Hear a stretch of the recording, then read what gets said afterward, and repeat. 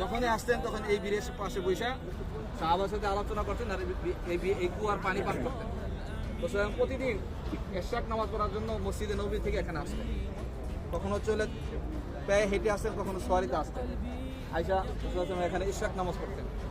জন্য হাদিসে রাসূলুল্লাহ বলতে যে ওযু করে মসজিদে কুবাতে আয়েশা 2 রাকাত নামাজ পড়বে, আল্লাহ তাআলা তাকে একটা কবুল উমরার নেকি দান করবেন। উর্দু সবাই বুঝে তো। আর রাসূলুল্লাহ সাল্লাল্লাহু আলাইহি সাল্লাম তারপর রাসূলুল্লাহ সাল্লাল্লাহু আলাইহি সাল্লাম সাহাবাদেরকে নিয়ে বসতেন।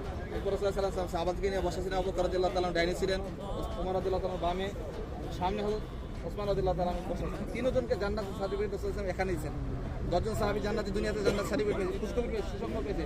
তার ভিতরে তিনজনকে এখানে বসে রাসূলুল্লাহ সাল্লাল্লাহু আলাইহি সাল্লাম জান্নাতের সুসংবাদ দিয়েছেন।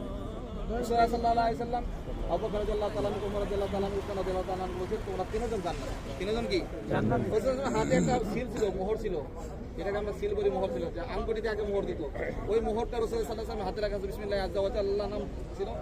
রাসূলুল্লাহ ইন্তেকালের পর ওই আঙ্গুটি আবু বকর রাদিয়াল্লাহু তাআলা আনহুর খেলাফত উনি পাইছেন, উনি আমিরুল মুমিনিন ছিলেন। তারপর হযরত ওমর রাদিয়াল্লাহু তাআলা আনহু, ওসমান রাদিয়াল্লাহু তাআলা আনহু জামানায় উনি যখন এই আঙ্গুটি ওনার হাতে পাইলেন, তখন কোন এক সময় ওনার হাত থেকে যখন এখানে ছিলেন তো আঙ্গুটি এই কুয়াতে পড়ে গেলেন।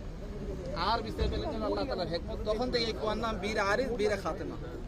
ঠিক আছে, এটা এই নিশান দিয়ে আগে তো কুয়া ছিল, এখন পুরো বন্ধ করে দিয়েছে যাতে মানুষ এসে জিয়ারত করতে পারে। ঠিক আছে ইনশাআল্লাহ, চলো ভাই।